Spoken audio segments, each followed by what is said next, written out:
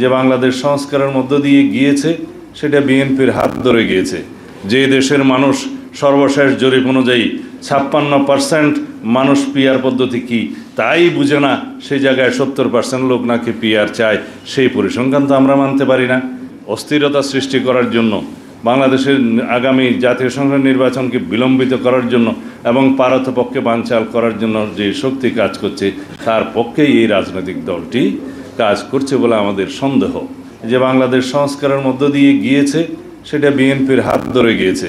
গণতান্ত্রিক সংস্কার হয়েছে, সাংবিধানিক সংস্কার হয়েছে, উন্নয়নমুখী সংস্কার হয়েছে, নারীদের অংশগ্রহণের বিভিন্ন ক্ষেত্রে নারীর ক্ষমতায়নের জন্য যে সংস্কার হয়েছে, এসব কিছুই বিএনপির রাজনৈতিক সংস্কারের ইতিহাস, সরকারের সময় গণতান্ত্রিক সংস্কারের ইতিহাস, সাংবিধানিক সংস্কারের ইতিহাস, বহুদলীয় রাজনীতি প্রবর্তনের ইতিহাস। সুতরাং এই সংস্কারগুলো চলমান প্রক্রিয়া। সংস্কার শুরু হয়, সংস্কার কখনো শেষ হয় না, এবং সংস্কার ততদিন চলবে যতদিন মানব সভ্যতা বিরাজ করবে, যতদিন বাংলাদেশের স্বাধীনতা সার্বভৌমত্ব থাকবে, যতদিন বাংলাদেশের ইতিহাস ঐতিহ্য জনগণ থাকবে। সংস্কারের মধ্য দিয়েই সভ্যতা যায়। সুতরাং কেউ যদি মনে করে এই সংস্কার এখানেই শেষ এবং এই সংস্কার বাস্তবায়নের মধ্য দিয়ে আর কোনো সংস্কার করতে হবে না, সেটা তাদের ভ্রান্ত ধারণা। যারা আজকে পিআর করছে তাদের উদ্দেশ্য শুধু বলি, যে কয়টা রাজনৈতিক দল নিয়ে আপনারা মাঠে এই সমস্ত বক্তব্য দিচ্ছেন তারা কারা, এবং তাদের সাথে আপনারা যা আন্দোলন করছেন প্রকাশ করুন তাদের 2024 সালের 7 জানুয়ারিতে কী ভূমিকা ছিল। আমরা জানি আপনাদের অন্তর্ভুক্ত একটি রাজনৈতিক দল, নাম নেব না, আপনারা খুঁজে বের করবেন। তারা জানুয়ারির 7 এই যে আমিডামি নির্বাচনে 2024 সালের 7 জানুয়ারিতে অংশগ্রহণ করেছে। তারা আপনাদের দোসর হয় কিভাবে আন্দোলনে? যারা বিগত 16 বছরে ফ্যাসিবাদী শাসনামলে বাতাস করেছে আওয়ামী লীগের সমস্ত কর্মকাণ্ডে, তারা আপনাদের আন্দোলনের শরিক হয় কিভাবে? তারা বাংলাদেশের মানুষ তাদের মুখোশ চিনে মুখোশ উন্মোচন করেছে।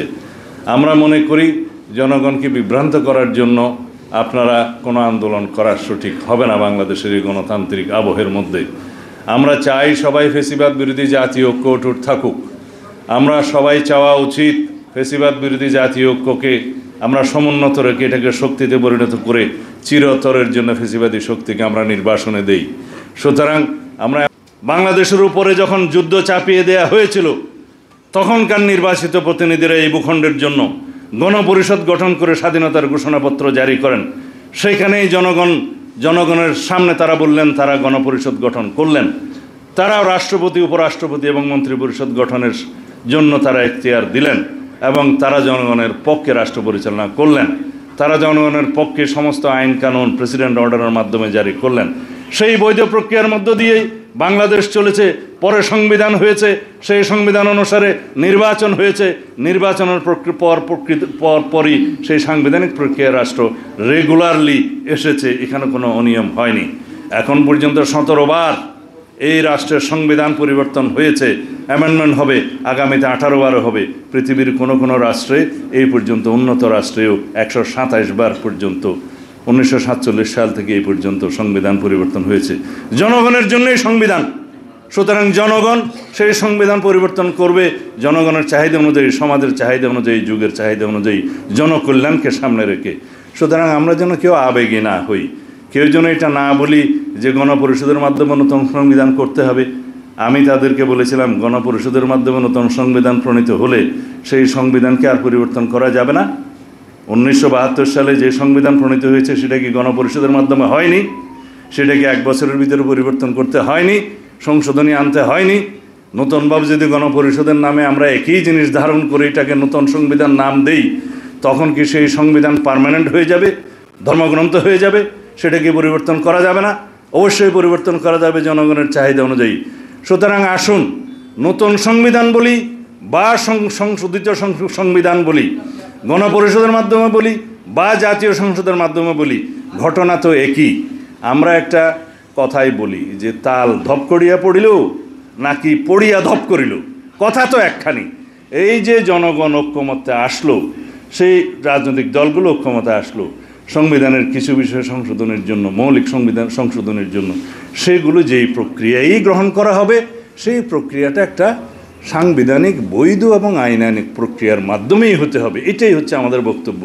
আমরা সেই আলোচনাতে আসি এবং এই আলোচনা আবার 5 তারিখে ডেকেছে।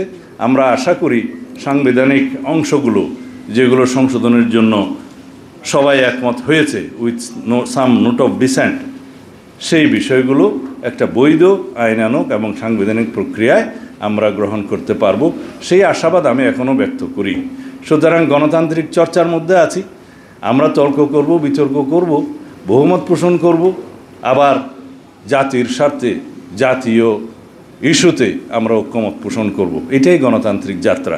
সুতরাং যারা যে সমস্ত দাবিতে আন্দোলন করছে তাদেরকেও আমি স্বাগত জানাই। সেই অধিকার, সেই চর্চা, সেই রাজনৈতিক সংস্কৃতি আমরা চালু রাখি, যার জন্য আমরা রক্ত দিয়েছি, জীবন দিয়েছি এই গণতান্ত্রিক অধিকারের জন্য।